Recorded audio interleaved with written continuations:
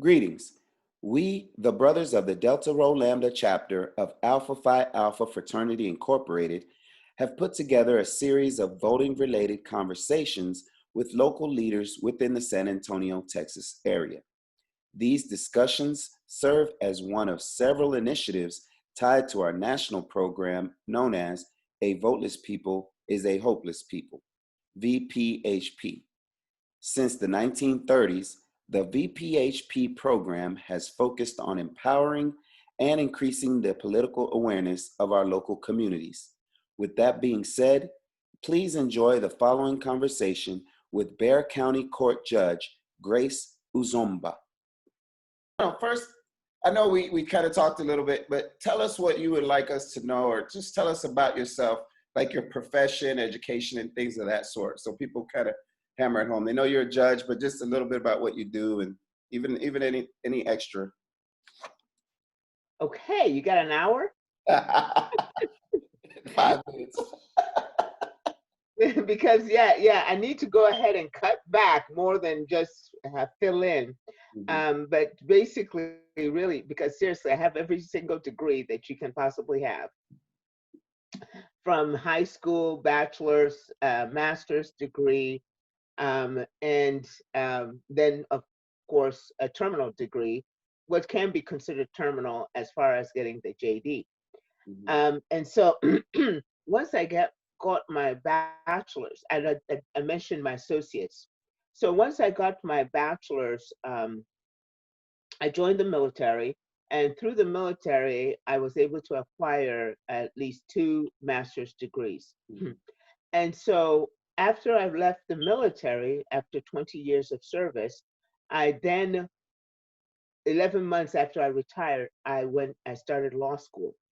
And you were just mentioning about working with a job that correlated to the degree that you have or the schooling that you have. And I would say that this is probably my first time that I'm working in a position that's directly related to the education that I got. So I served as an attorney for 10 years, defense attorney, working different types of law. My passion, which led me to law school, is taxes. So I definitely worked in that area, but I also undertook other things just to see the flavor of what it is, the legal system, understand the legal system and different parts of the law, different laws. So I had a taste of that, and basically I kind of wanted to narrow down where I wanted to focus. And then I saw some things that were going on, so I decided to run for judge. One of the things that I enjoyed doing and dedicated a lot of time to while I was a practicing attorney was the specialty courts, of which Judge Yolanda Huff, she has a mental health court. Well, I did the DWI course, on the misdemeanor side, and the adult drug court, and also I did some felony of the felony courts, specialty courts. And I just absolutely found that that is the type of justice that that really held people accountable for their actions. I understand and really help them at the same time. And I feel that it helps society, it keeps society safer, these specialty courts, and it saves lives and reunites families. Okay. And so I really saw that that was a sensible, reasonable approach to probation. But those courts, okay, as much as I admire them because they're very, very important, they still focus on 25% of some of the probationers, because they focus on probationers that have a severity Mhm. of substance abuse, whether it's an addiction or a severe um, dependency or abuse of substances that caused them and led them to the justice system. Mhm. As a judge, I've recognized that there are other models of the specialty courts whereby they're probationers who just need some help to be able to complete their probation successfully. Okay. So, with that, I have been holding compliance hearings on a regular basis to help to motivate folks to get through their probation successfully. Okay. And in doing so, for them to realize success. Because the time that you stand in front of a judge, that represents a time like a balance sheet, right? Mhm. That says, hey, I've made a severe mistake. Now I can choose from this point to continue making mistakes and end up with a criminal history Mhm. that will shorten or reduce my opportunities, or I can start learning how to be successful and face consequences, overcome, and climb and continue with the plans and dreams that I had that represent success, however that is defined. Okay. Okay. Awesome. And one thing that's unique about you, obviously, is that you're in an elected position, and being that you're on both sides, I think you would have a unique perspective, than just those of us that are voting. But I'm going to get to that. My first question to you is, why does voting matter to you, Judge Uzumba? To me personally, or as an elected official, and the two of them are really not too um, separate with when it comes to voting. Voting is my voice, and I don't care where it is in any society. I've traveled a little bit, okay?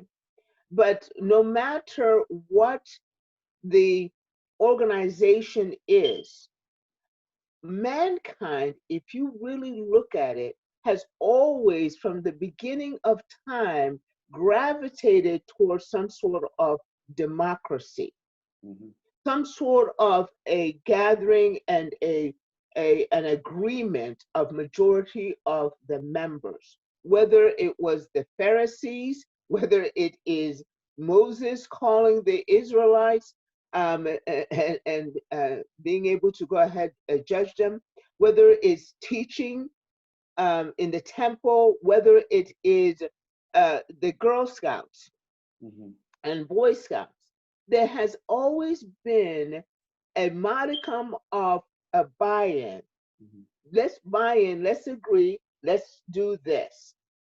And not everybody agrees. Mhm. But when the majority says, yes, this is a good idea, we want this action to take place, or we want this, or then those who are dissent, descendant, dissident, or abstain, Mhm. they usually go and support the majority. So this is not, I mean, this is voting is nothing unique to us. We're making a really big deal of it, but we have always done that, not in um, to come to some sort of a consensus. Mhm. So it is important for you to give your voice. You can give your voice, lend your voice, and people need to understand that you vote no matter what. No matter if you actively vote for something, if you stay silent, you're voting. If you do nothing, or you're voting. Mhm. So if you say, I vote for this, then you're voting against something. You may be voting against something, or at least you're electing to go ahead and go in this direction. If you say, I'm going to abstain and withhold my vote, then you are tacitly accepting what the other majority is saying, that we want to go in this direction, or we want this person elected, or we want this to happen. So no matter what you do, you are voting. You are giving voice by your action or non-action. Absolutely. Absolutely.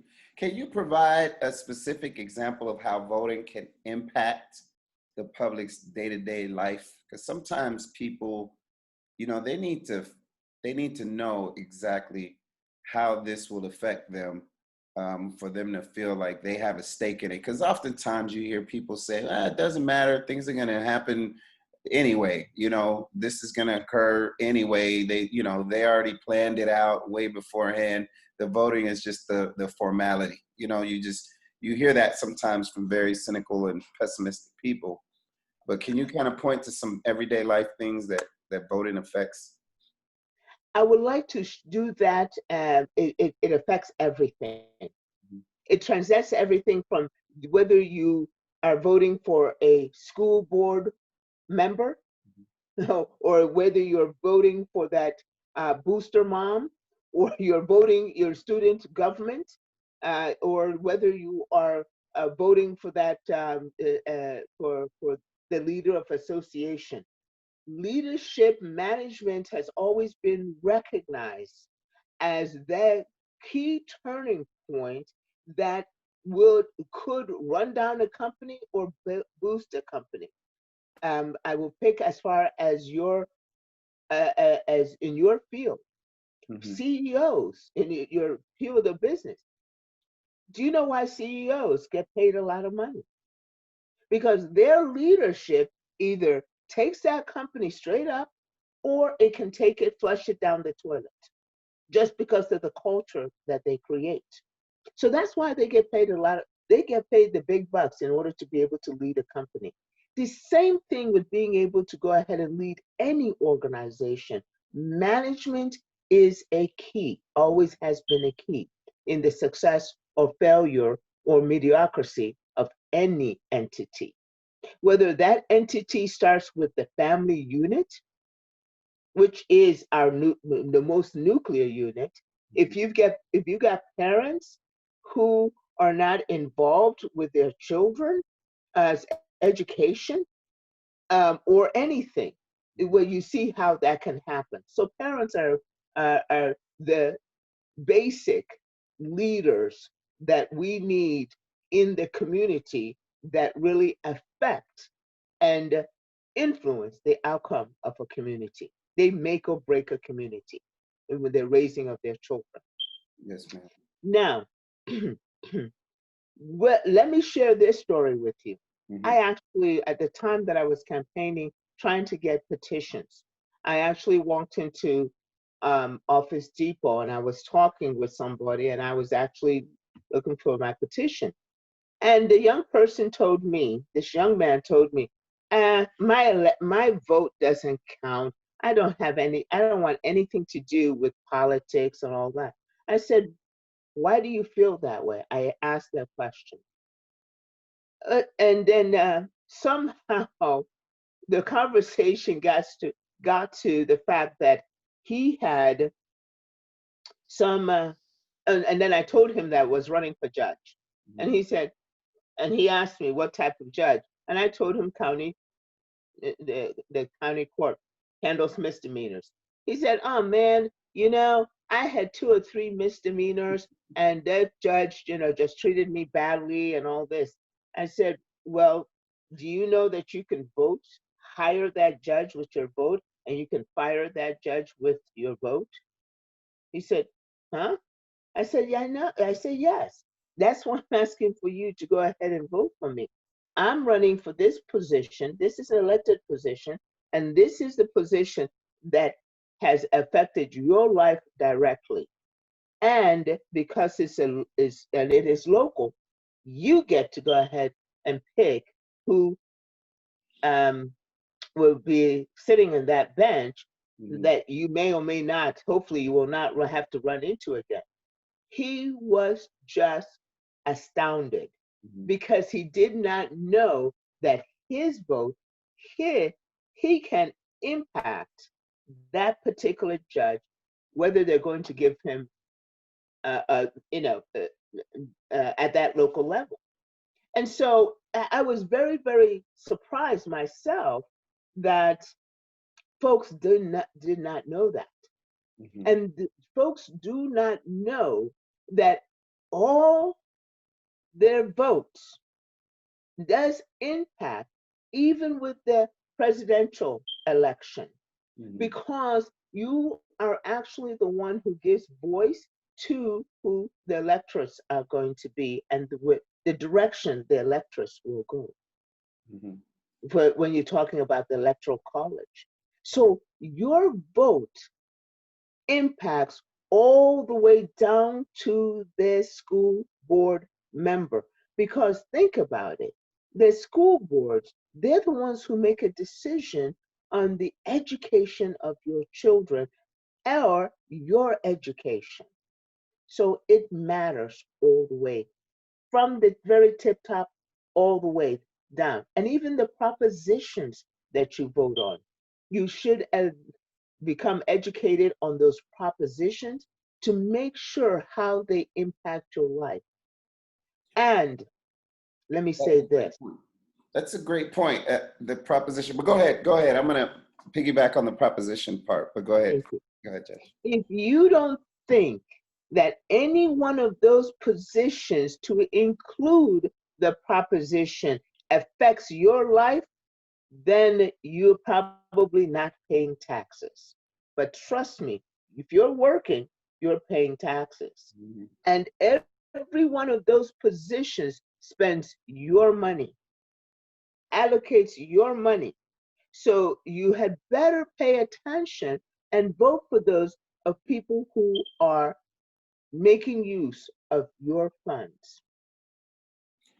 The example that you gave of the young man that you met, it was at Home Depot, you said, or Lowe's? Yes, it was no. It was another is a depot, Is it Home Depot? office materials and things like that. Okay. All right. So you met him, and he actually got to meet you, see you face to face, so he knows exactly who he's voting for when he sees that name. But what would you say to people that sometimes they get themselves in that ballot booth, and then they look at the proposition or they look at the candidates and are like, ah, I don't know any of these topics. I hardly understand what they're saying based on the legal jargon. Sometimes they use double negatives, and the way in which they spin the words is it's almost like you need a law degree in order to understand it. What would you tell people before they get to the polls to do to when you already mentioned educate themselves? How are ways that they can educate themselves on what they're going to vote on and for? And you know that it is such a proactive activity. It's like living life. You have to be involved. You have to be able to participate. Um, there was a very famous and respected person who said, you know, your head cannot just be sliced open and have the knowledge poured in. You are actually have to be involved in the receipt of knowledge. If you, and so does it does it mean that you have to be on top of everything all the time? There are people who you respect, who you know you can seek their guidance, education. The one thing that surprises me so much about people, okay, is they spend majority of at least one third, let's just say at least one third of their day earning money. Mm-hmm. They spend the rest of two-thirds of their day, people don't understand this, spending money. So one third of your day is 24 hours, okay? Say you're supposed to work 8 hours, okay? Is spent making money if you have a job. But the other two-thirds is spending that money. You say, wait a minute, we can't go ahead and have two-thirds of your day spending money? Yes, it is. You drive to work, you maintain that vehicle, you put gas in that vehicle, all those are expenses. You live in a house, you're paying for that house. Even you say, oh, well, I just pay that once a month. Yes, but you can go ahead and take that once a month and divide it by 30, and you'll get the daily cost of that house. You pay for electricity. You pay all your utilities. You spend money on your phone. You spend money on clothes. You don't run around naked. Okay? Even if you're going for a walk, you say, I'm going to go ahead and take the bus. Yes, you pay for that bus.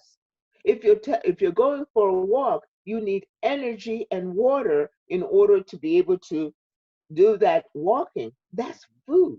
So there's nothing free. Okay? But people don't look at it this way. Then you pay taxes on top of that. So a portion of your money is taking and paying taxes. And here are people that you elect that allocate, gather that money together from all the various people who contribute, and then they allocate and expend that money. And you're telling me you're not going to be involved in knowing the people who spend your money? So, but the question is, how do we begin to educate? Well, what is most interesting to you? The school board. You start off as a parent. You want to know who is running your school, who are making decisions about your school. Focus in on that. You can ask friends, neighbors, have a discussion, and about the rest of the folks. The school, the council. It doesn't take but a Google search nowadays to find out what the city council does. What does the mayor do? What do the commissioners do? Take some time, and as you do, write notes. Have a notebook, write notes, and figure to so that you can go ahead and be able to determine that. It takes involvement, but it does not involve you becoming a political analyst in order to be able to determine who to vote for. You do not have to become a political analyst, but it does take your involvement in learning, and you don't forget about it and come around just to learn at the time of election. Keep track of the people that you have voted for. The courts are open to the public. Please visit the courts. Now, majority of courts, you can see them on the YouTube channel. You can see some of the court sessions on the YouTube channel. Go to those channels. Take a You don't look. have that in San Antonio, though, right? Sir? They don't do that here in San Antonio, though, right? Yes, they most certainly do. Oh, they do. Wow. Yes. We have been doing it. If you go to bear.org, Okay. I didn't know. Okay. right, and you can go to where it is the government. You go to government, elected officials, and you can go to and you'll find the YouTube pages. Okay. Okay. And you just click on any one of those courts. As you learn about them, you'll learn on bearcounty.org about your elected officials. Your elected official, another person is the tax assessor. Okay, that's an elected Very important. position. A very important person. That person, yes, is the one who collects your property taxes, the registration of your vehicle. Okay, and so you can learn about the tax assessor. Just go to the tax assessor's office. You will see the face of the person that you're electing, and you will read a little bit about it. It's nothing that anybody, again, can slice open your head and pour the knowledge in. You have to be able to be an active participant to learn. Yes, ma'am. Next question. Do you view voting any differently now than you did before having been elected as an official? And to be very frank with you, yes, sir. I have I do. I see it of a greater importance, not because um, impacts me personally. Of course it does. Of course it does. But as you grow, not necessarily grow old, but grow wiser, grow more exposed. I've always been interested in voting. I have to share a very funny uh, um, story. I Mhm. remember I have always been interested in politics. I've been drawn to it, but um, not ever seeing myself as a quote unquote politician. I remember at a time I was in the park for some reason and I saw a stage set up and somebody got on the stage and was talking. So I walked over to that area where people were gathered and I stood there listening. Somebody came and tapped me on the shoulder and said, "Do you know, as a military person, you are not supposed to be gathered at political rallies?" Oh, you I had your said, uniform on. You had "Huh?" your uniform on. I had my BDUs on. Okay. All righty. So there was no question. So I looked at him and they didn't fully explain to me that it's because I had my uniform on, but by the way that they said that, okay, Mhm. I said, oh my gosh, I thought really that I was forbidden to even participate Mhm. as a voter. Oh, okay, got it. Got it. So so that really colored my participation as a voter until until Uncle Sam did release me. So the so then I started voting. I never served on a jury before while I was in the military, and so many things. Mainly because I didn't stay still for quite some time. I was always moving about every 2 years, you know. So before they caught up with me, I've moved. Mhm. So but as soon as I could start to vote, as soon as I became involved, I became involved. And as always been my experience, when you are involved in something, you become more enriched with the information and the nuances involved in that particular activity. So, yes, I am quite a different person. I view voting differently than I did before. Now, because I am directly involved. All right. You mentioned your time while you were in the military, because I work out at Lackland Air Force Base, and they have voting reps that their charge is to get like 100% contact with the people in the units and things like that. And it's an interesting program, because they may contact you and they may not in this period of COVID-19. Most people aren't in the office, so it's probably going to be a little bit more difficult. I get the emails because I volunteered as a civilian to do it. But how was it in terms of while you served, how was voting? Was it really stress, or did it No, totally depend upon who your unit voting rep was? How did that work? I don't know, because I'm Air Force, and I know we do it. We have little unit reps, and we hope to see them. We don't, sometimes we know who they are, sometimes we don't. exactly.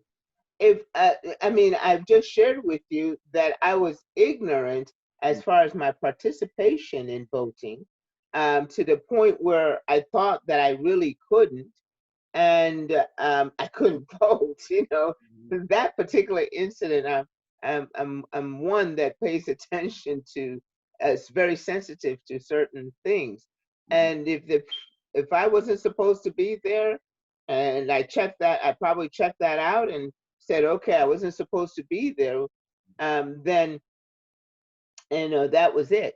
But this is the thing, is that just like everybody, there are people who take some passion into the job that you're doing. We had that conversation earlier where you were involved. You did what it took to support your unit, Mhm. and there are people who be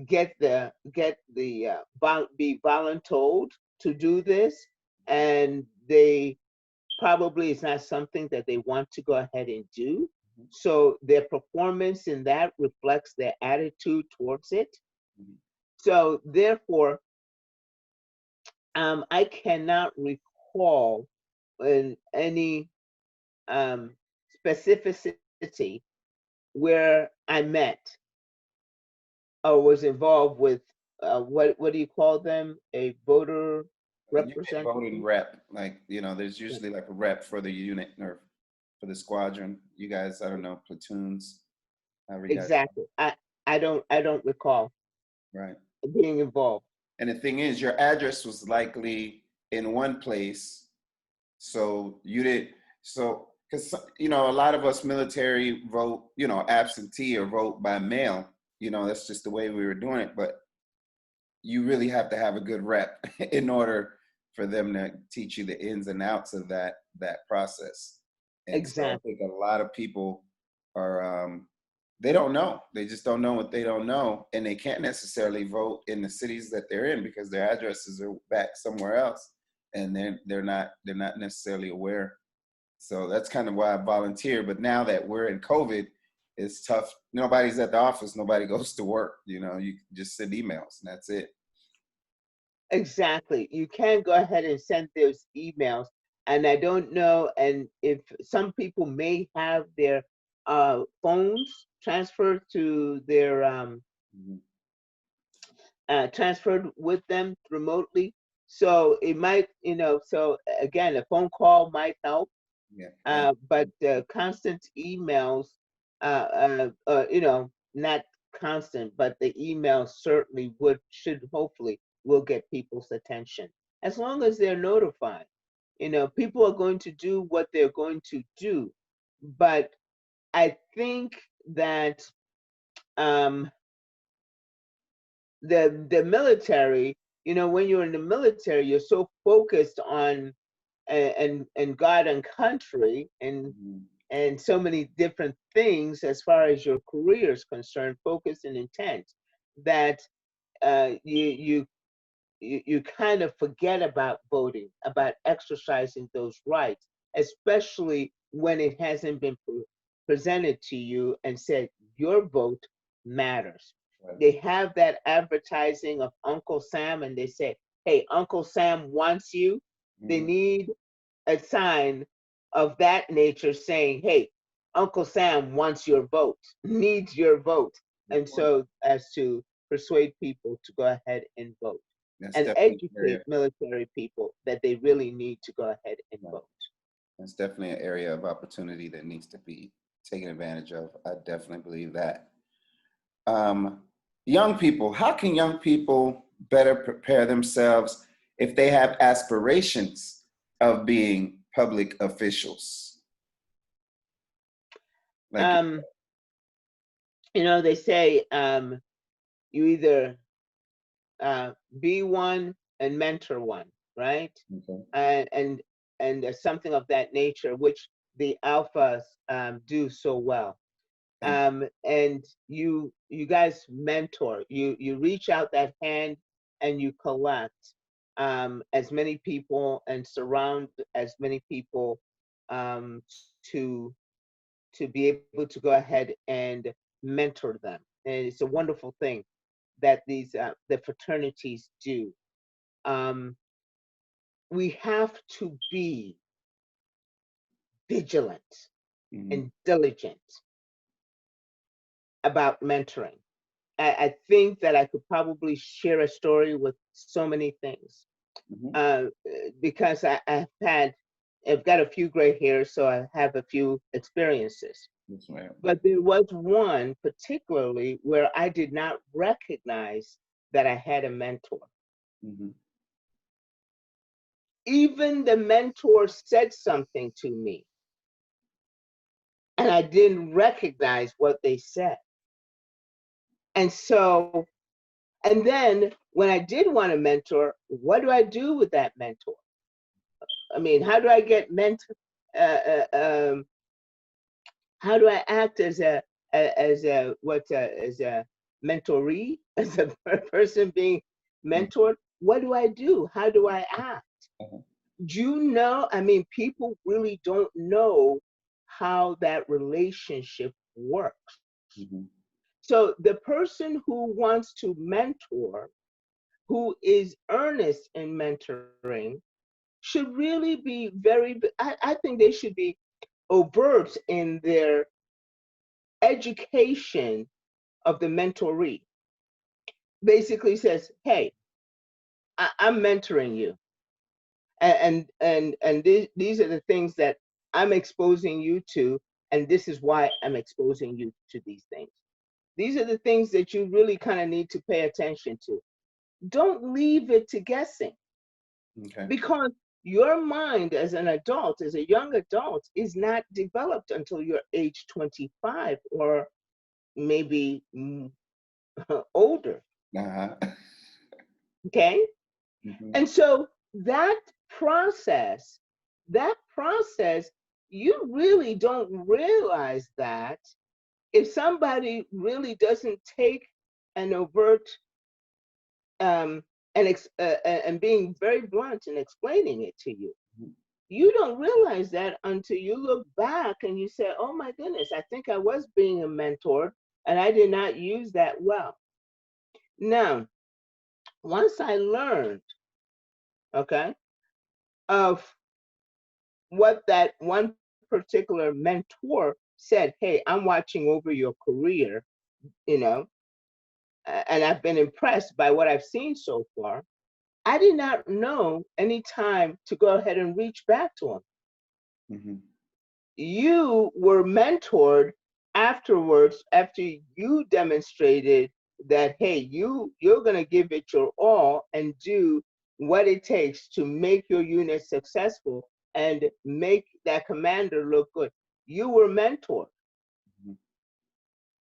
because person sees a potential in you that you don't recognize yourself. You don't recognize that potential, but somebody sees that potential in you and is able to somehow be able to draw out that potential so that you know, begin to realize and believe in your potential. That's to me what mentoring is. Mhm. You're good, you're smart. How do you be able to connect with somebody who can take you to the next level, give you the right exposures? In my court, I have started, I do not, I have started as young as 12, 11. I Mhm. bring them to my court, young people, and to give them that exposure, to expose them to um, different members of the staff of the court, um, so that they would understand and start learning and think, oh, the court is not such a bad place, because the court, you usually come to court when you have an issue, and it's usually sometimes not a pleasant issue. Mhm. But there are other things that the courthouse does for you. Marriage licenses, if you want to go ahead and get married, and then to be able to register your property, be able to register some important papers, those kinds of things, probate, all these kinds of things. So, but give them that exposure. And so, and then I try to connect my interns. So, and I call them all interns because they're coming there, and I think an internship is just basically getting exposure. I Mhm. try to connect them and get them involved in other things so they know there are different options in life Mhm. and things that impact their life so that they can become involved in those things and become aware. Yes, ma'am. We have a 12-year-old son, 13-year-old daughter, and 15-year-old daughter. So I'm going to talk to you about possibly getting them out there so they can be exposed to that field. Now, You Dad, mean they're not there yet? huh? You mean they're not there yet? Shame on you. They Dad is come down. pumping. I'm pumping business into their heads. They have so many um, lessons on just starting a business. I mean, one of them is a chef at a cooking school here in Stone Oak called Young Chef Academy, and she was on KSAT 12 about a month or so ago. So she's like, Dad, we need to go ahead and start that business. And so literally this weekend is we're gonna start, working that out. But I want them to be. I don't want them to just do it because, obviously because Dad, knows that either you're going to own a business or you're going to work for a business. You're going to be in a business anyway. But I don't want them to do it just because I want them to. So I want to, like you said, expose them to the different areas, and knowing that, I know you and Judge Huff as well. I didn't know that you brought young ladies into the courtroom. I didn't know that part. I didn't know. So when you mentioned that, that definitely said, oh, my kids definitely got to get them involved in that. So, and the thing about it that has been so gratifying Mm-hmm. is that actually people have sought me out. I don't know if the word has got out, but they have sought me out and said, hey, Judge, I want to introduce you to. And I said, oh, fantastic. Yeah, come on down. Every young person in fact, I invite everyone to come down to the courthouse to see that aspect. Now, you're talking about your children and you want them in business. This is where I guarantee you're in business, you're going to end up at the courthouse. You're going to have to register your business at the courthouse at local level. Mm-hmm. You register your business at the state level.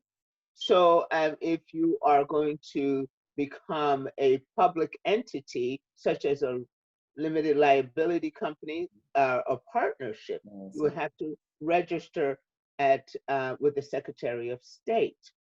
Mm-hmm. You may have a name that you particularly want to go ahead and have registered, Mm-hmm. and you want to be able to protect that name. So you register at the state level so that someone cannot come and infringe upon that name. Now, once you make that registration, okay,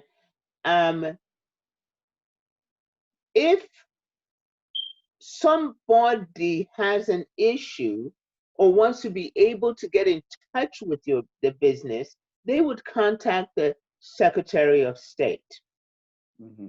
And that position is not an elected position, is it? No, No, it isn't. it's appointed by It's the an appointed position, but who is it appointed by? governor. An elected official, Okay, the flag. Okay. correct? So, it's just like at the presidential level, they have their cabinet members. So does that come down as far as at the state level? The governor has, and they have so many people that they appoint. Yes, ma'am. So election and the participation and with your vote, your voice, your vote, your voice affects your life in so many different ways. Now, let's talk about that one that is very, very personal. Taxes. Mm-hmm. Who does a commissioner work for? Who appoints the tax commissioner? Governor. An elected official. Okay? And and so you're going to have to pay taxes. Mm-hmm. Now, as a business owner, do you know what you're involved with every single day of your life? As any particular entity, tax law. Right. So wherever it is, we are surrounded, and that's one of the things that people do do not appreciate. We're surrounded and we live daily with some sort of a law, whether it is natural law, moral law, or man-made laws. Mhm. And so one of the things is, where does the buck stop with some of these laws? With elected judges. There it is. There it It's is. Judge, I'm gonna leave it at that. With no, my last question, is there anything that you'd really like to express to the public concerning the topic of voting? Anything that we haven't discussed that or parting words from you, Judge Uzomba? Please vote, because whether you actively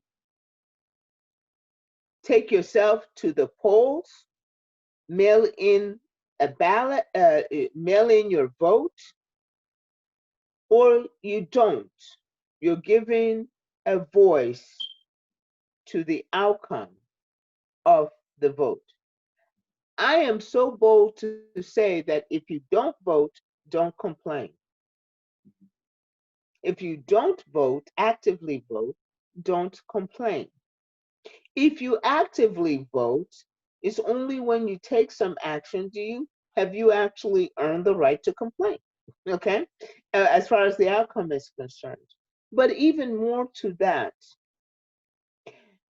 during the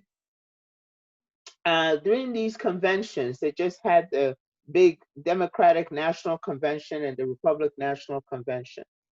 During this period, they were celebrating women's suffrage, women gaining the right to vote, and the struggle that women went through, being placed in jail, everything that they went through in order to earn the right to vote. The same thing in earning this and in being able to see the civil rights that everybody, everybody from all internationally point to as the beacon, the model of what is right, that people have inalienable rights to some things. They point to the civil rights movement of this country. People died, sacrificed to get to for us to gain the right to vote. Every day that you go to work and you are supporting the military who have those on active duty who wear the boots every single day to protect the Constitution of the United States, that gives you the right to vote. Please, if you truly honor and respect and are grateful for this country's military, you vote. If you have a loved one who happens to be female, you vote. If you have anybody who has benefited from the civil rights movement, you vote.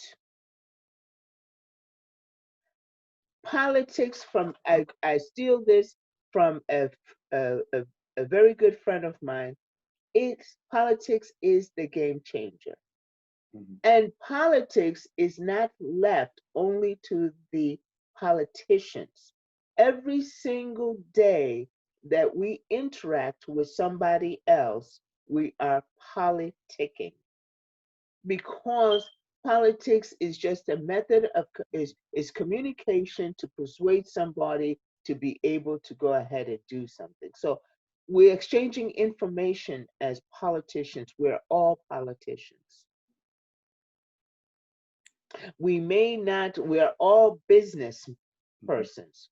We may not say, oh, okay, I own a business, but as long as I'm making money, I'm probably managing my money as a business person. Everybody should be managing their household and their personal income as a business person. So we all do some of these things. Voting is your voice. And if you do, whether you exercise that voice actively and make some noise or you don't, you have participated in the process. You may not like the outcome. If you do not like the outcome, then become more involved and so that you will be able to affect the outcome. If you do like the outcome, become more involved so you can perpetuate that outcome. Either way, it is your life, your vote, your voice, your life. And with that, on behalf of myself, Gregorio Armand, and the brothers of the Delta Rho Lambda chapter of Alpha Phi Alpha Fraternity Incorporated, we would just like to extend our sincere thank you, Judge Grace Uzomba, for taking the time to speak with us this evening. It's I'm going to it is go ahead. I'm sorry, it's such a pleasure, and I just congratulate the involvement that your particular chapter and your particular fraternity. I know that I think there are two chapters here in San Antonio. The involvement that you have in the community and the way that you draw in and spread your love and involvement in the community in such a positive manner. Thank you. It's our pleasure. We hope that you enjoyed our enlightening conversation with County Court Judge Grace Uzomba. More importantly, it's our sincere desire that you not only register and vote, but also encourage others to do the same. If you live in the state of Texas, you may go to www.votetexas.gov to find out more information such as whether you are registered to vote, where your polling place is located, and rules concerning how to vote by mail. Please keep in mind that the last day to register to vote is October 5th, 2020. Early voting in Texas will run from October 13th to October 30th, 2020, and the general election takes place on November 3rd, 2020. Again, I am Brother Gregorio Armand, representing the Delta Rho Lambda chapter of Alpha Phi Alpha Fraternity Incorporated. Thank you for your time, and we hope to see you at the polls.